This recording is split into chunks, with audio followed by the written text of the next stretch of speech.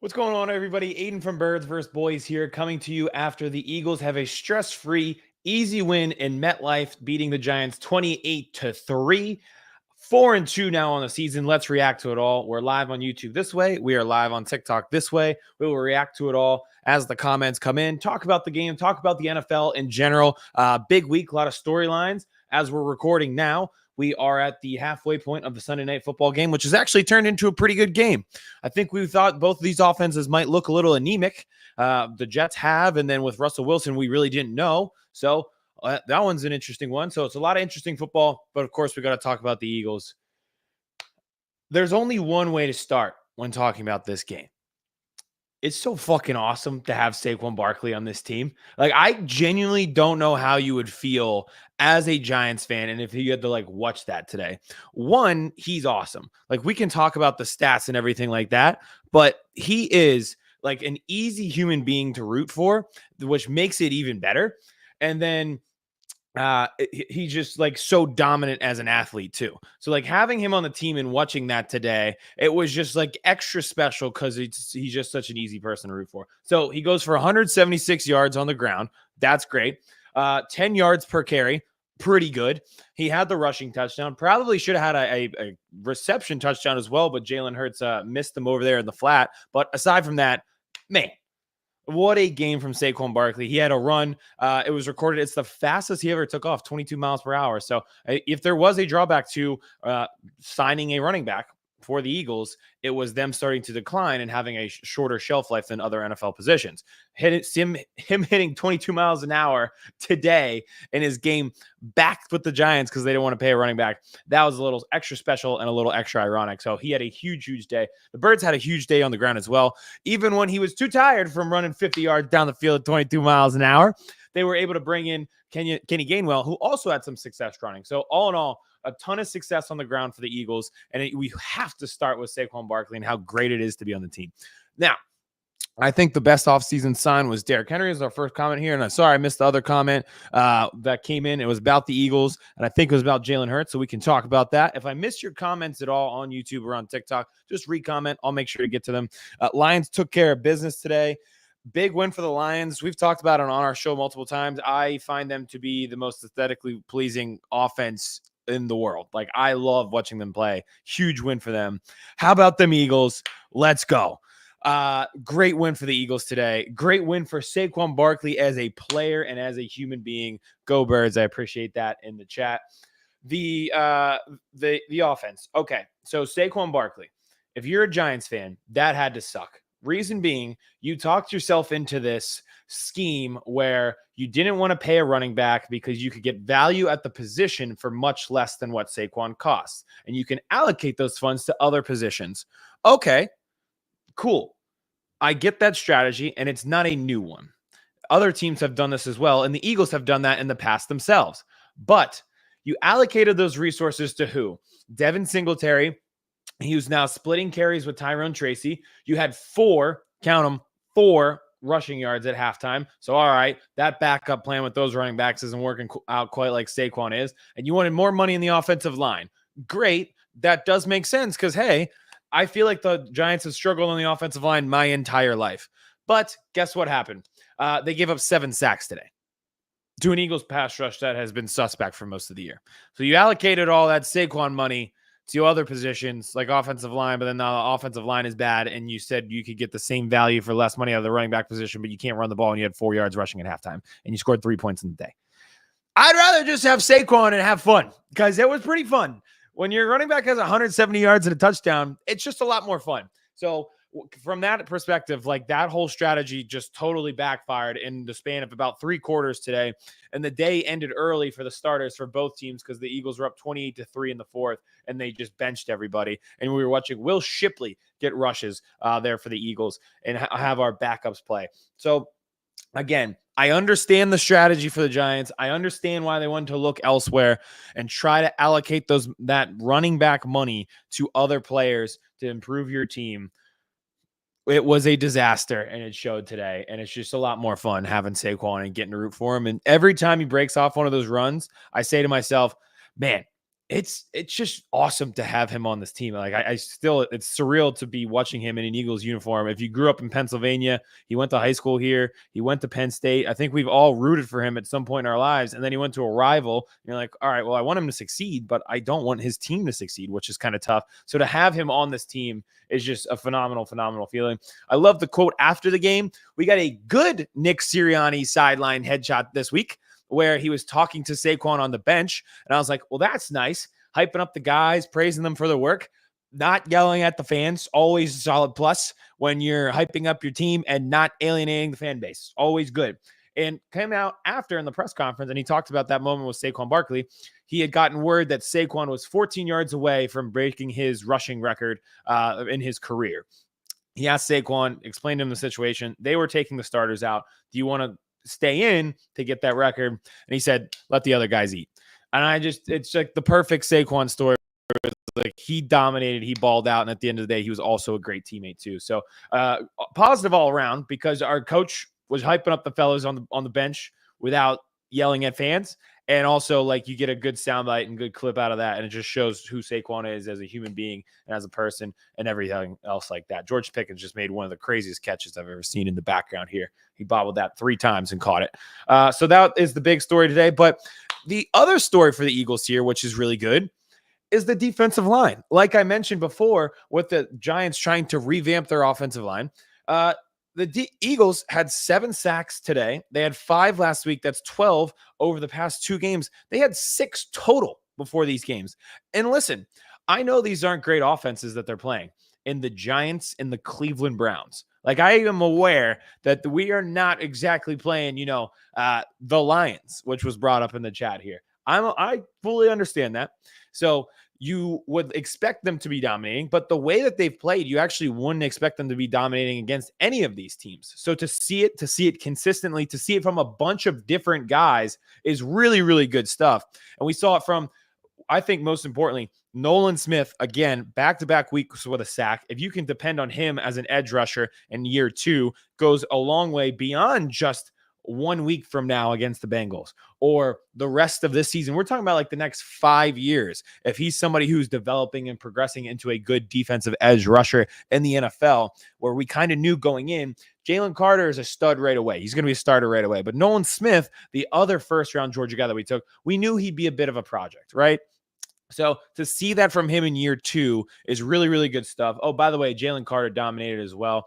The creativity with our pressure was another thing today. Like the times when we're blitzing linebackers, and Nakobe Dean, another Georgia guy, he had some sacks as well. And it just seems like there was one that was perfect where they drew up this blitz. The running back tried to chop Nakobe Dean. Bryce Huff got a pressure. He kind of forced Daniel Jones to step up in the pocket, and lo and behold, Nakobe Dean is there after he got chopped and makes the sack. So just seeing it from the variety of guys, including Bryce Huff, who we paid all that money to, you'd like to see the consistency from him. It's back-to-back weeks where I think he had a half sack today and a half sack last week. But regardless, you can tell he's getting a lot more pressure. He's looking a lot more consistent. I'm really happy with what we've seen from him the past 2 weeks and what we've seen from the defensive line as a whole. Like, we're worried across the board, whether it was pass rush or being able to defend the run. Well, they've been able to do both.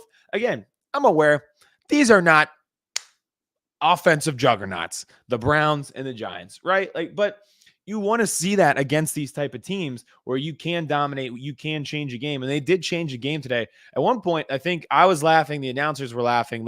You almost felt bad for Daniel Jones, the way that was going, because it was just constant pressure. So it got to the point of like comedic relief when they took him out of the game and Drew Lock came in and he immediately got sacked. And I believe they said on the broadcast it was Jalix Hunt, another young guy that we're looking out for, who we thought they really, really liked in the draft, a rookie who hasn't been on the field too much. But if we're seeing some production from him, I know it was in mop-up duty, but it's good to see him on the field and making plays. So that's really good. And you're getting it from your starters as well. The 3 Georgia guys, the stats were off the just crazy today. So it was great to see. And another guy, Quinyon Mitchell. So we saw our first Quignon versus Malik Neighbors matchup of what we would probably see for literally the next decade in the NFC East. One, I find that really cool. It seems like both of our teams have found stars. That's great to see. And it's like fun to like look forward to a matchup like that, right? Like you're like, I respect that guy and Malik Neighbors. Man, I know we have a dog in Quignon Mitchell. I want to see, as a football fan, I want to see those two go up against each other. We're going to see it a lot. And we saw it today. Neighbors had 4 receptions for 41 yards. The offense as a whole for the Giants couldn't get going. So it was pretty crazy to see. But I thought Quignon played really well. Go Birds in the chat. Thank you. Appreciate that. And Darius Slay, he got banged up. He hurt his knee, but he was playing well covering Malik Neighbors before he got hurt and had to leave the game with that nagging knee injury that he seems to be off and on with. Like he keeps leaving games early with it. So we'll see what the deal is there and if he'll be healthy down the stretch, but it seems like to be a consistent injury, but he was playing well. And again, the defense as a whole played phenomenal. Hey, this week might be a good start to something new. I agree in the chat there. This might be something new. And I'll say this. It's one of the points that I want to bring up today. I know we're laughing. We're making fun of the Giants. This is a rivalry podcast. This is Birds versus Boys. It is a rivalry at the end of the day. We want to make fun of the opponent. But for the Eagles, when was the last time we had a stress-free win? Like, they did the stats on it. We haven't won by more than one possession since October of last year against the Miami Dolphins. Hilarious enough, that was the first time we wore Kelly Green, so we might want to go back to that. First, that was our last time not winning by one possession. Well, here we are, 28-3, blow them out, starters out in the fourth quarter. I agree, this could be the start of something because you're seeing people in different position groups string this together consistently. The defensive line, one. I thought in the early going, Fred Johnson struggled. He got blown up on a few different plays. It impacted the offense, but they were still able to run the ball. Mekhi Becton went out. They didn't have Jordan Mailata, and they still were able to run the ball. Effectively isn't even doing it justice of how well they ran the ball today when your starting running back is literally running at 10 yards a clip. The Giants are trash and nothing changed. I don't totally agree. You need to see more from guys like Jalen Hurts and from the offense, but at the end of the day, it was an easy, stress-free win, 28-3. You're able to run the ball effectively, and you dominated up front. We talk about infrastructure all the time on the lines. And yeah, these are bad teams, but you're consistently playing well, and you're racking up wins, and you're dominating against teams and positions that you should. That's a bad Giants offensive line. You should have multiple sacks in the game, and they had 7. So they did their job. They did it very well, and it was beautiful to see. And hopefully that is stringing together. Next week, I think, will be a good test. You're playing the Bengals. The Bengals infamously start so slow. But then they kind of pick things up. They're in the middle of that right now. Joe Burrow is obviously a step above Daniel Jones if we're trying to be nice. So I think that'll be a better test. The Bengals are not a good team in the pass defense category. In the secondary, they are very maligned. So I think that makes it a good matchup and something we want to see because Jalen Hurts only completed 10. He was 10 for 14 today. And it's a little bit skewed because the starters didn't really play in the fourth quarter. We were just seeing 3 quarters of it. Hey, just saying everyone hates on Hurts for interceptions. Mahomes has 8 and Purdy has 7.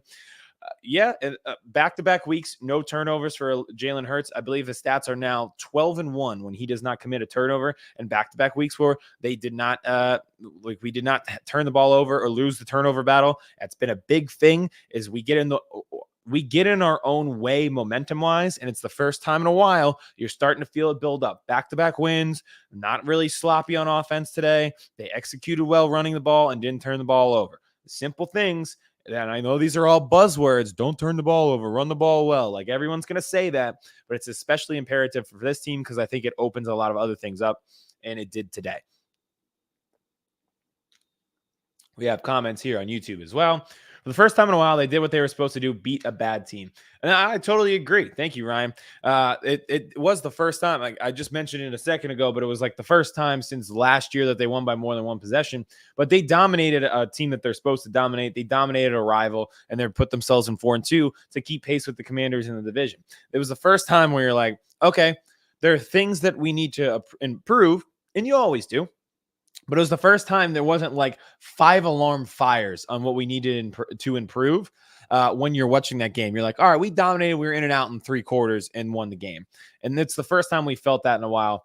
And that matches the rhetoric that we saw from the Eagles this week, where they were talking, and Jalen Hurts said this himself. He said, I think this is the best and the most put together the offense has been. Like, it feels like we're starting to grow something. So I think they're in a good spot. It seemed like they're in a good spot. They need more out of the passing game, but I'll tell you what, it's a little skewed because Jalen Hurts threw the ball 14 times. He completed 10. It was a lot of A.J. Brown. You didn't see much of Devontae Smith today, and you didn't see a lot of the tight end position in Grant Calcaterra. We, again, didn't really throw the ball over the middle of the field, which isn't great to see, but they got the job done. And they were kind of straight up with what the game plan was. It was feed Saquon. It was Saquon's revenge, and they were on board with it. The ultimate tall tale today was Dallas Goedert is out. The backup tight end struggled to block. We were using Ben Sermon, a linebacker, as a fullback, which is pretty much telling the defense we are going to run the ball here, right? We're not going to play action fake and throw it to a fullback who is a linebacker. We are lining up to hit you in the mouth when we're in this position. When we come out in this formation with a linebacker as a fullback, we're probably not going to throw the ball. We are going to run, and they did it. They went 90 yards down the field in that formation, and that's just an all-time feeling where it's pretty much like you're telling the defense, this is what we're about to do, and go fuck yourself because you can't stop it.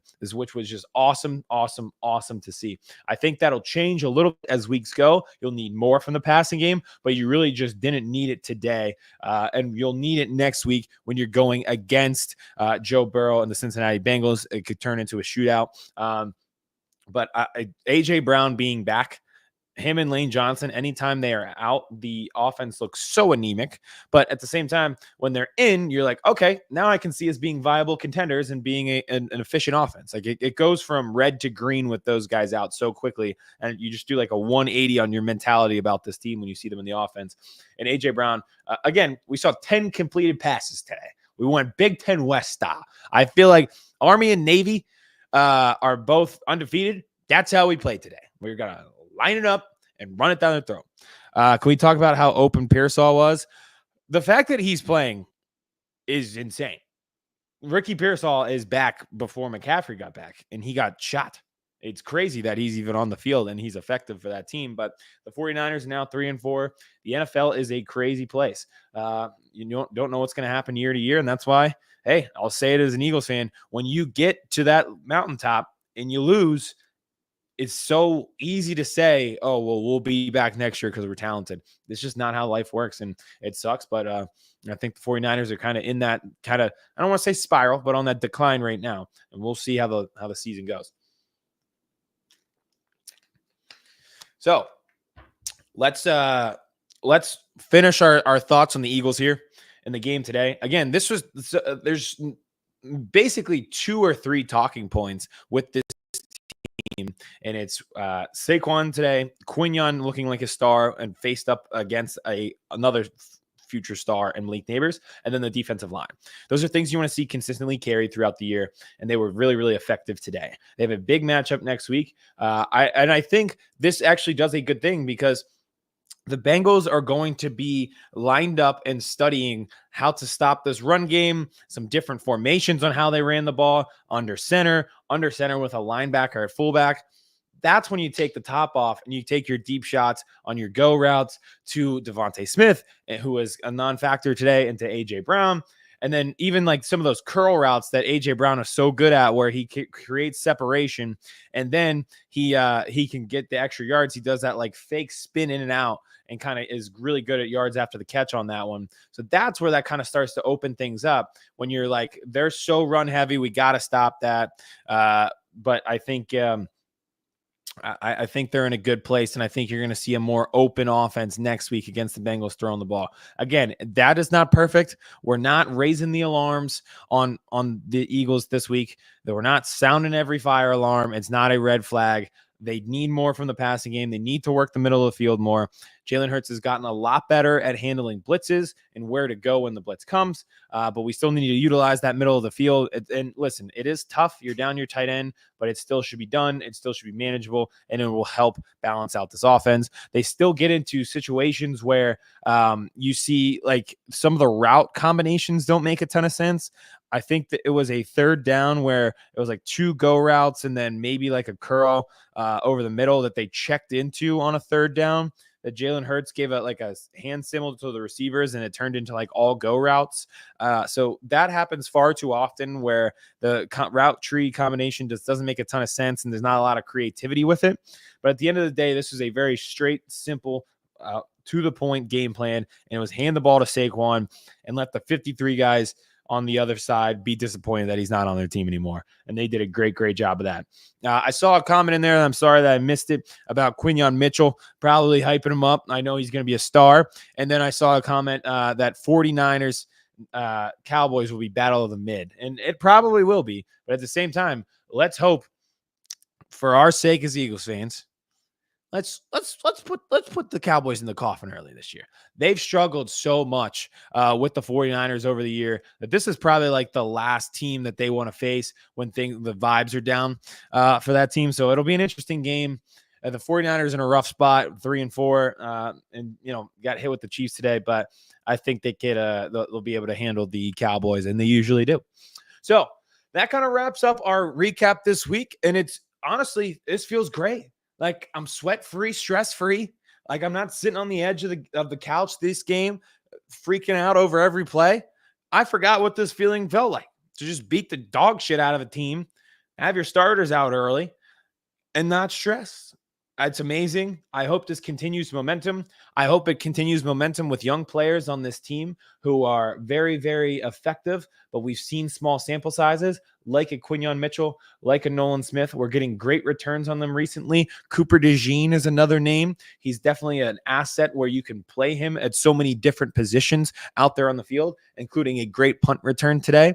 The offensive line held their own for the most part, and we ran the ball well, even down 2 starters on that line for the majority of the game. Tyler Steen, the backup guard, is he becoming the future face of that offensive line where he could be the starter? That, like the plan was, to go the Landon Dickerson, Cam Jurgens route, where he sat for a year. He's in year 2, and now he becomes a starter. Mekhi Becton has been really great for this team, but Steen is young. They drafted him in the second round. They obviously had this plan to have him in the offensive line starting unit. So if he continues to play well, does he become the guy? But it's great to see all these young guys having success. And I'm not getting too carried away because I know these are bad teams. I know the Browns are bad. I was actually astonished at how bad the Giants offensive line was, but you got to take these wins where you can get them. You got to beat the teams you are supposed to beat. You can get yourself caught up when you're stuck struggling with those bad teams because you're operating under the assumption that you should beat those teams. So am I doing backflips? Am I planning a parade route? No, but I'm really happy that I can end the day, rest my head on the pillow, and be 4-2 and keep pace with the Commanders and not have to stress too much to do so. I saw Go Commanders chat there. They're looking good. And we'll see how long Jaden Daniels is out. If he misses extended time, that is scary because he was a surefire rookie of the year. Their offense is humming right now. I saw the stat that they put on Sunday Night Football. The Commanders, it's the most points they've scored over a 3 game stretch since the 1970s. They have been great. He's been at the forefront of it. Kevin and I, my co-host on the show, who is a Cowboys fan, I'm an Eagles fan, we're a little terrified of Jaden Daniels in the division for the next 10 years.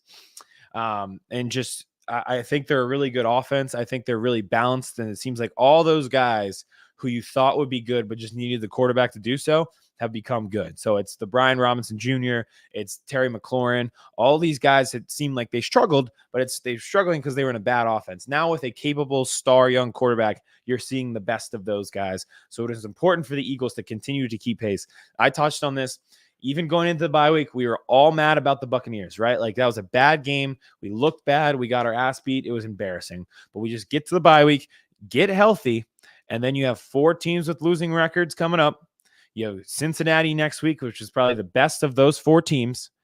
You got to start running the table and continue this momentum. And they did so today with a win in dominant fashion over the New York Giants. So I appreciate everybody who tuned in today. We'll be back this week with more shows. We'll be back on TikTok Live a few times this week. We'll talk NFL recap. We'll talk fantasy football as well. And I appreciate everybody who commented both on YouTube and TikTok. Thank you for following. Thank you for watching. And go Birds. They get the 4-2. And from the Giants, thank you so much for having Saquon Barkley on our team. It's just the best. I'm so thankful to be rooting for him every week. 176 yards and a touchdown. That'll seal it. What a day. Birds win 28-3. Thanks, everybody.